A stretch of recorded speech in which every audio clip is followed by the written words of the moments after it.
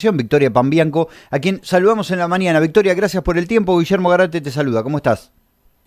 Hola, Guille, ¿cómo estás? Bien, muy bien. Gracias por disponer de un ratito para charlar con nosotros. En principio, ¿es así? ¿Ustedes han planteado un poco esta situación de los humedales o han contribuido con la formulación de ese proyecto que busca atender esta situación?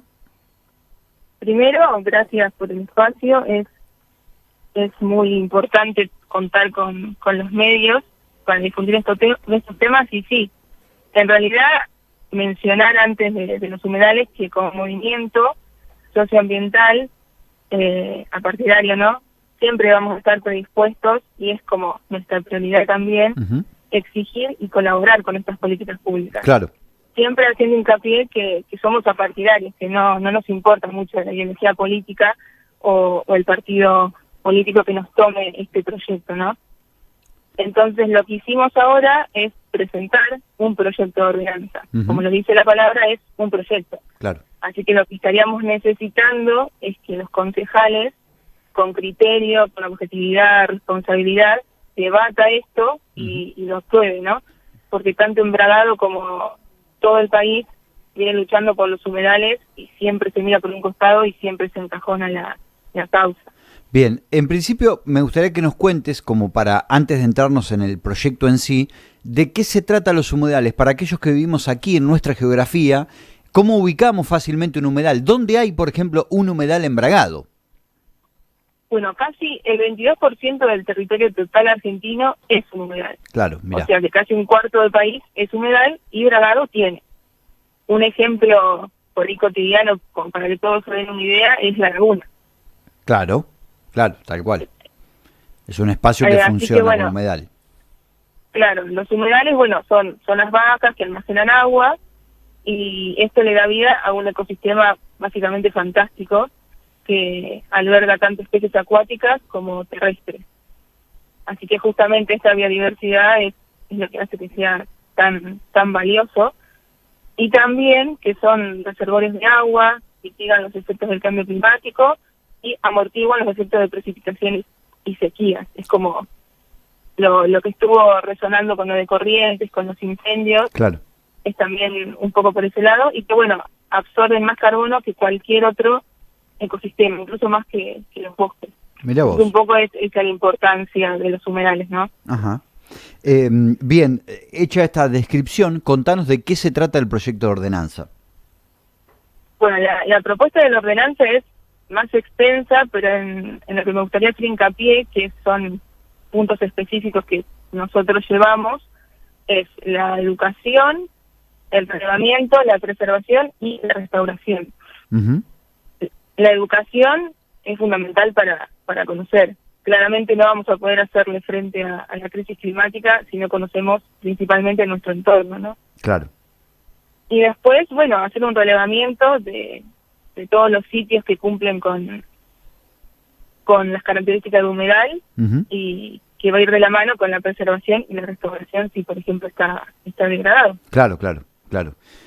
Bien, bueno, imagino que dispone además el proyecto de algunas, estas son acciones concretas, ¿no? La del relevamiento, la de un poco conocer las características del territorio para, como decís, preservar o, en todo caso, de alguna manera arreglar ese ecosistema que ha sido afectado en nuestra ciudad. Uno de los ejemplos que nosotros dábamos el otro día, vinculado con los humedales bien cercanos a la ciudad, es la zona del acceso Juan Domingo Perón, por ejemplo, ¿no? Y cómo allí varios lotes que funcionaban como, sobre todo, desagüe de la ciudad en épocas de muchas lluvias, bueno, poco a poco han sido ocupados por el mercado inmobiliario. ¿Cuál es la principal amenaza de los humedales en general?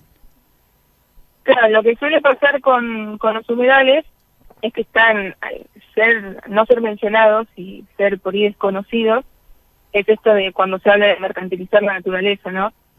Entonces, drenar, por ejemplo, un humedal para sembrar o para el lobby inmobiliario, básicamente todas las funciones que dije que cumplía el humedal ya quedan atrás. Claro. Entonces, es un poco eso también, conocer para no dañarlo y para que, bueno, siga, para algo está, o sea, es su función. Además, los humedales tienen memoria y siempre van a pugnar por manifestarse, así que si yo hago un edificio, lo más probable es que cuando llueva eso se inunde. Entonces claro, es importante también entender eso de la naturaleza y de los ecosistemas.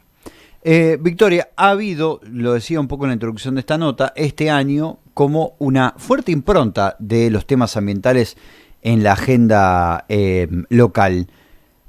Bueno, por ahora, sobre algunos temas, ¿ha habido algún tipo de guante, digo, de recogida de los temas por parte del Estado? Por ejemplo, a través del Consejo Deliberante, como ocurre en este caso, ¿no? Ustedes presentando directamente una iniciativa legislativa. Pero en general, ¿cómo les parece que ha sido la respuesta del Estado con esta demanda de los temas ambientales? Hablo en lo estrictamente local, ¿no? Que es lo que nos ocupa.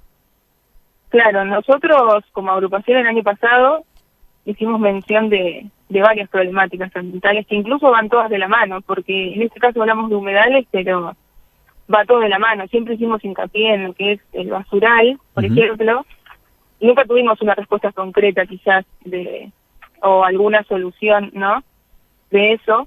Y este año también nos encontramos con el tema del agua, que me parece muy importante seguir destacando que el agua embragada no es potable, y eso viene de la mano con un montón de problemáticas más ambientales. Por ejemplo, el basural mismo es fuente de contaminación de aire, de agua y de suelo. Claro, entonces, claro. Recordemos que está en la zona alta de la ciudad, ¿no? Al lado del canal que llega hasta la laguna, por ejemplo. Claro, y entonces el agua de la laguna se ve afectada por eso mismo, por el líquido que libera la basura en descomposición o por las lluvias que va tirando todos los residuos ahí al cuerpo de agua. Entonces me parece que son temas que tienen que tratar todos transversales y no separados. Si bien uno siempre hace poco en cada uno, como para prestarle cierta atención, claro, pero es una cosa que es general. Es como una requieren cosa una mirada integral, ¿no? Claro. Vos sabés que quería compartirte una sensación y quería preguntarte si ustedes, como integrantes de organizaciones ambientales, tienen como esa misma sensación. A mí muchas veces cuando aparecen estos temas vinculados con el medio ambiente, en los cuales el municipio, por supuesto, tiene una responsabilidad, porque es el Estado municipal el que debe de alguna manera regular y liderar toda esta cuestión. Me quedo a veces con esto de que sucede que hay, por ejemplo, vos planteabas recién lo del basural. Nunca supimos, el municipio, hay información pública que no está brindada respecto a qué es lo que se va a hacer, cuál es la situación hoy, el estado de situación del basural, hacia dónde se está yendo, digamos, qué cosas se están haciendo sobre ese tema. Si uno recorre los diferentes temas ambientales sobre los cuales hay algún tipo de conflicto, en su momento también recuerdo lo del tema de las tierras de Mechita, bueno, lo del agua, ¿no? Con este planteo que ha hecho la justicia a fin del año pasado, y sin embargo nos quedamos con que la información pública está faltando y no hay nadie que nos informe a nosotros, los ciudadanos, en realidad nos dé detalles sobre ese tema. No sé si ustedes ese vacío les afecta, lo perciben, si tienen otros canales de información respecto a todos estos temas que de alguna manera te estaba planteando. Sí, totalmente. La desinformación es parte del problema. Y es también un derecho, ¿no? La información. Claro. Y el silencio también creemos que es una respuesta cuando vamos con algún pedido, por ejemplo, de información. El silencio también es una respuesta y lo tomamos como desde ese lado, pero igualmente seguimos buscando distintos canales para llegar a la información y difundirla. Por eso también creemos que la ley Yolanda, que es una ley en realidad, claro, que es para que los funcionarios públicos se capaciten en materia ambiental. Claro, ese es el otro proyecto, ¿no? Claro, porque realmente necesitamos funcionarios públicos o gente que ocupe espacios idóneamente, ¿no? Porque si no va a ser muy difícil avanzar en temas ambientales. Claro, el ejemplo tal vez más claro sea la importancia de la ley Yolanda, de su no implementación. Tal vez el ejemplo más claro sea el de las tierras de Mechita, ¿no? Donde, digamos, un funcionario firma la autorización de una extracción de tierra sin importarle demasiado todo el ambiente y la cuestión ambiental, ¿no? Respecto a las consecuencias de esa decisión, ¿no? Claro, si se acciona sin conocimiento, no tiene mucho sentido, por eso es imprescindible tener gente idónea, gente capacitada en ambiente, en este caso, ¿no? Que estamos hablando. Uh-huh.